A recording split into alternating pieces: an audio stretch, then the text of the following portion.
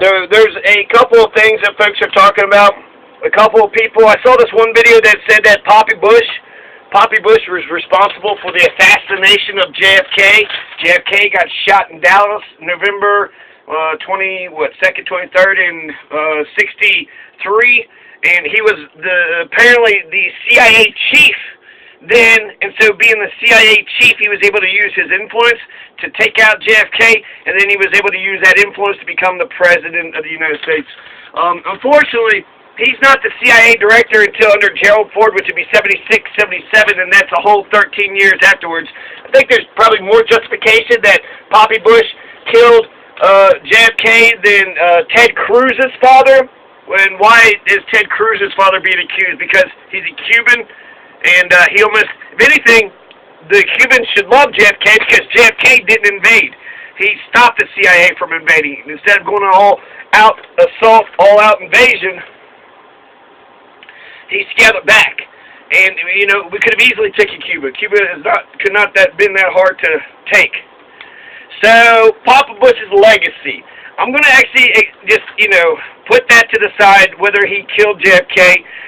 His father, Poppy Bush, his father is Prescott Bush, and he did make his money with the Nazis. So all of this entire political family comes from Nazi money. There's also talk about him being a heroin kingpin and cheap crack during the Latin American adventures under Ronald Reagan and all that American-made and the Noriega and the goddamn, you know, Escobar and shit. So all that cheap crack and heroin is coming into the country while simultaneously they're issuing a war on drugs. So I'm, you know, born in 82. The first 6 years of life I had Ronald Reagan, and then when I was 7 years old to 11 years old was Papa Bush. I don't remember Poppy Bush that much.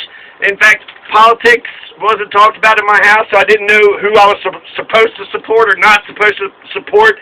I didn't know if I was supposed to like him or not like him. So I don't remember much about him. I don't remember hating him. And I guess in a way, his boringness, he's going to be like the Rutherford B. Hayes of the 20th century. Poppy Bush, George H.W. Bush, he is like the Calvin Coolidge of the 20th century. So he's the only, you know, Calvin Coolidge that's going to be remembered somewhat, and he's remembered, again, he's to blame for Bill Clinton, he's to blame for Jeb Bush, he's to blame for W. So Papa Bush, he gets his own legacy, but he also spurred a lot of other careers by his failures. So let's talk about the things we do know, okay? So a lot of things happened in Bush's life. When he was 20 years old, there's a lot of good things. When he was 20 years old, he goes ahead, Pearl Harbor just happened, and he fights in the World War II battles. So he fights for World War II, he fights against the goddamn Nazis. At least Bush is, you know, he was a Nazi. Prescott Bush got all that fucking money from the Nazis, but when the Call of Duty came up, then that's when he went to fucking war. And he signed up at 18, so that made him the youngest recruit in the Navy at the time because he signed up on his 18th birthday. And then when he's flying around, he gets shot down out of the sky. So he's, you know, he's a war hero like John McCain's a war hero, right? They fly planes and they're going to go fight to win, but instead they, you know, get shot down or they get captured. So, you know, but he went, right? So he went and he tried. That's all that really matters. And it's World War II. So if people did want to say he's a Nazi, well, that contradicts it. That's saying he killed Nazis. He got in a plane and I guess he shot down in the Pacific. He's killing the Japanese Nazis. But, yeah, if you're killing Nazis, that's a good fucking way to, you know, prove that you're not a Nazi. So, yeah, that contradicts that. So that's, you know, a good thing. I think it's good to kill Nazis.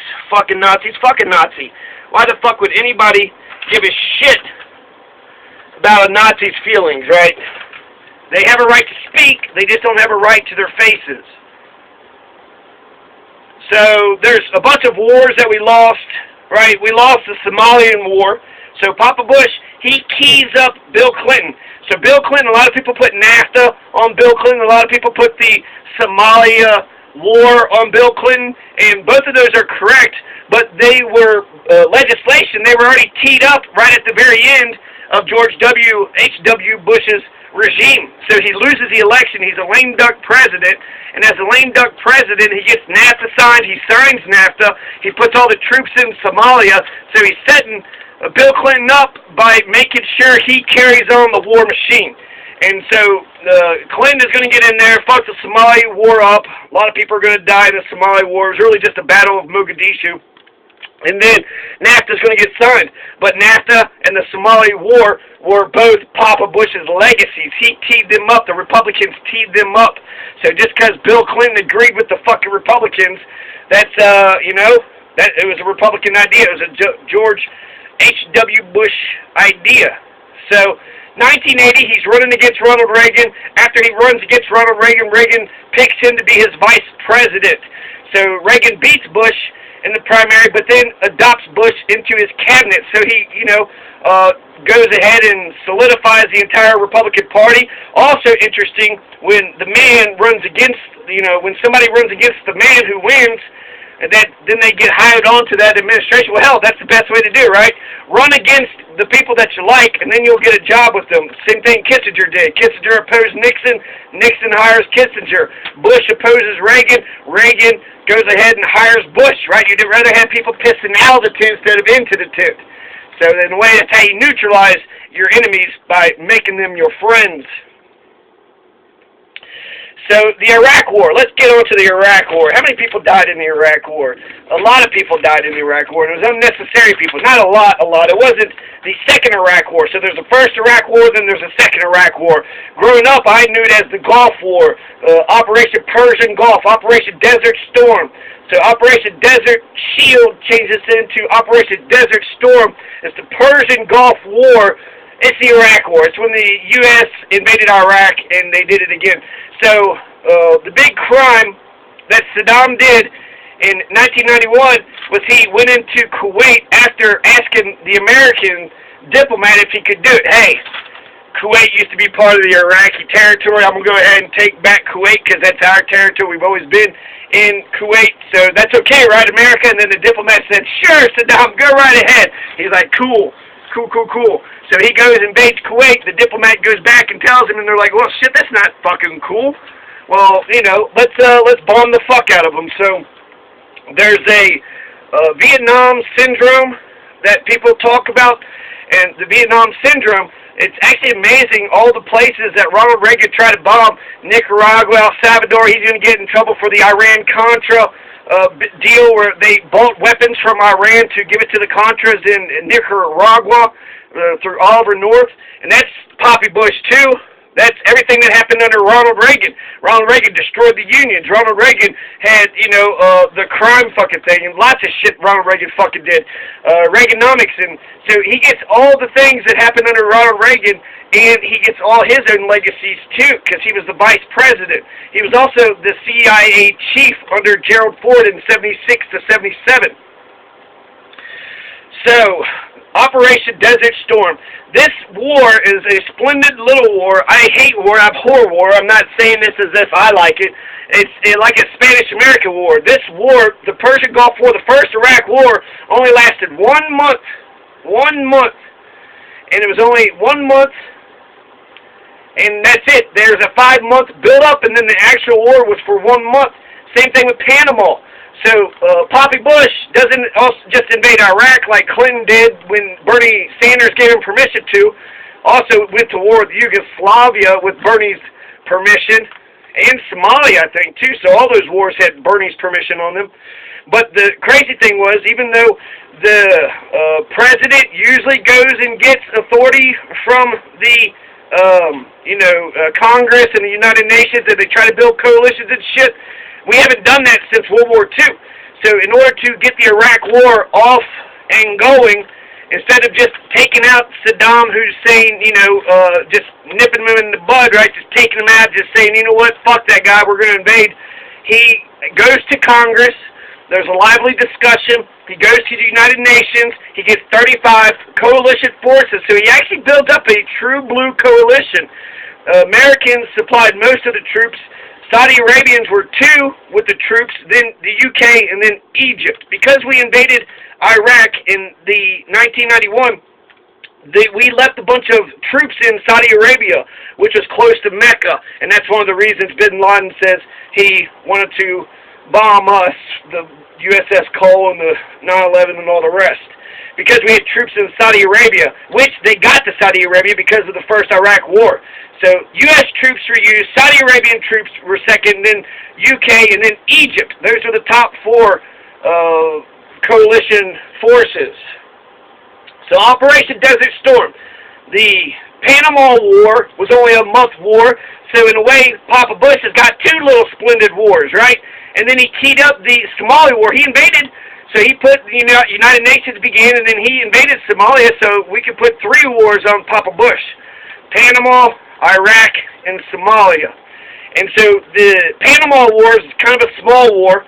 It was 26,000 troops versus 700,000 U.S. troops.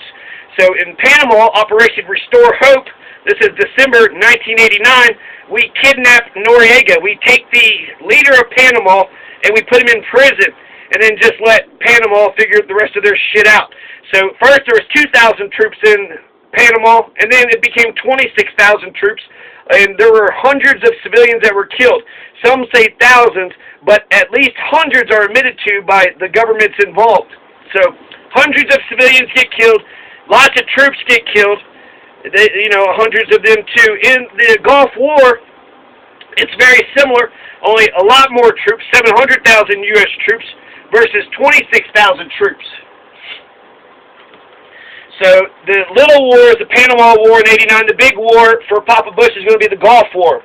So in the Gulf War, it actually is pretty in terms of body count, in terms of how quick they're in Kuwait. They got their ass kicked, then they retreated within a month. But as they were retreating, there was that highway of death where the troops were retreating, and then we just kept bombing the fuck out of them.